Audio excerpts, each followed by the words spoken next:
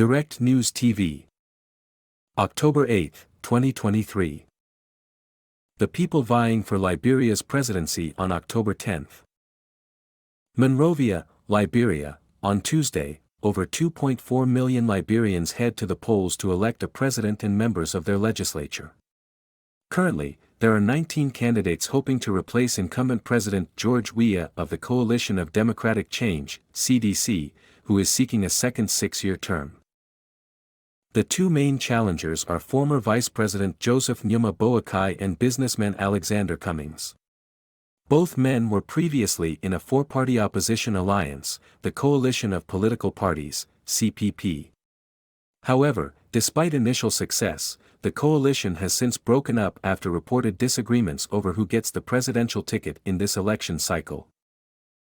Also in the running is Liberian People's Party's Tiawan Gonglo, a renowned human rights lawyer and professor of law who served as the country's Solicitor General during the Ellen Johnson Sirleaf administration. The former president became Africa's first elected female leader in 2006, but inclusivity in politics is still a mirage in many parts of the continent, including her native Liberia. Only 2 of the 20 contenders in Tuesday's presidential vote are women, one of whom is Sarah Nyanti, a former deputy special representative in the United Nations mission in South Sudan. George Weah, who is running for a second term, has boasted that he will secure outright victory in the first round of elections. He has been in office since 2017. CDC's Weah has kept current Vice President, Jewel Howard Taylor, as his running mate. Howard Taylor is the ex-wife of former President Charles Taylor, who is serving a 50-year sentence for crimes against humanity committed in neighboring Sierra Leone, in a British prison. Weah, 57, has said his performance will be enough to secure re-election. He counts as achievement a free tuition scheme for undergraduates of public universities that was instituted in 2018. Weah's government also pays the West African Senior School Certificate Examination, WAS, fees for 9th and 12th graders in public schools. Furthermore, the government has increased electricity access and reduced costs from 38 cents per kilowatt to an average of 15 cents per kilowatt.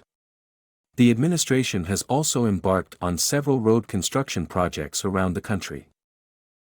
Despite these, critics say corruption has been widespread under Weah.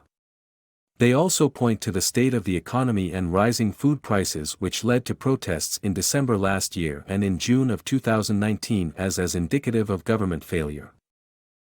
In his manifesto, Weah has promised to reduce out-of-pocket payment for medical expenses through a compulsory social health insurance scheme and has also promised to provide off-the-grid solar energy for public hospitals and secondary schools. He has also promised to create sustainable jobs by formalizing artisanal and small-scale mining activities and providing public prosecutors with sexual and gender-based violence training. Joseph Boakai. With decades of experience in Liberia's public sector, Boakai has widespread name recognition and is now aiming for the presidency, under the Unity Party, UP. The 78-year-old was previously Minister of Agriculture from 1983 to 1985. He was also vice president from 2006 to 2018, to Johnson Sirleaf. This year, Boakai is in an alliance with the Movement for Democracy and Reconstruction, MDR, founded by former warlord-turned-senator Prince Johnson. Consequently, Boakai has selected MDR's Senator Jeremiah Kung as his running mate. Johnson and Kung hail from and wield significant influence in Nimba, the second most populous county in the country. MDR previously entered into an alliance with CDC in 2017, supporting it in the second round of elections that Weah eventually won. The alliance dissolved in 2022 amidst Johnson's complaints of a lack of job opportunities for his people.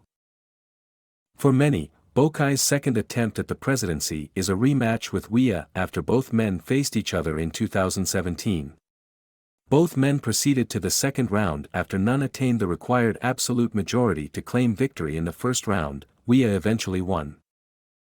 Building on his experience, Boakai has made agriculture a key campaign issue, vowing to increase domestic rice production and to set up 3 agricultural machinery hubs in the country. He has also promised to pave the highways connecting county capitals and those connecting Liberia to other countries, in order to improve cross-border trading.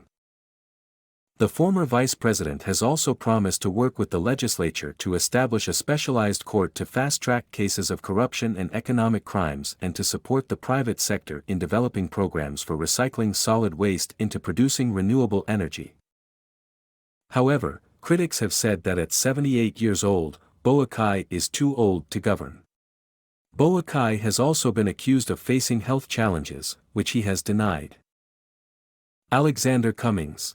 Alexander Cummings first became known on the Liberian political scene when he contested for the presidency in 2017 and placed fifth.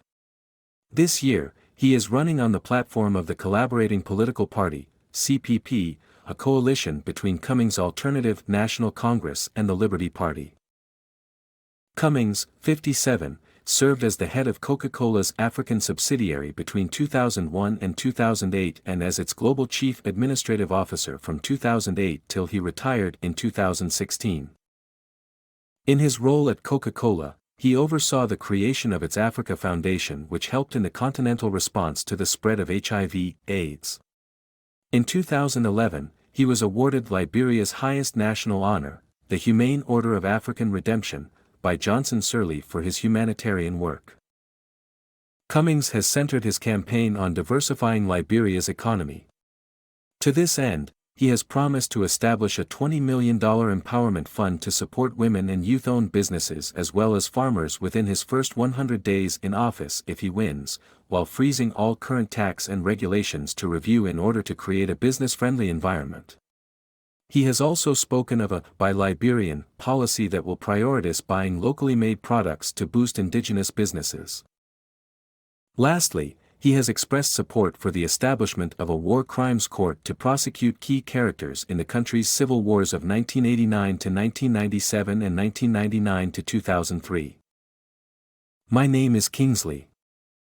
Please like, share, subscribe and hit that notification bell so you can be the first to be notified whenever we post. You won't regret it.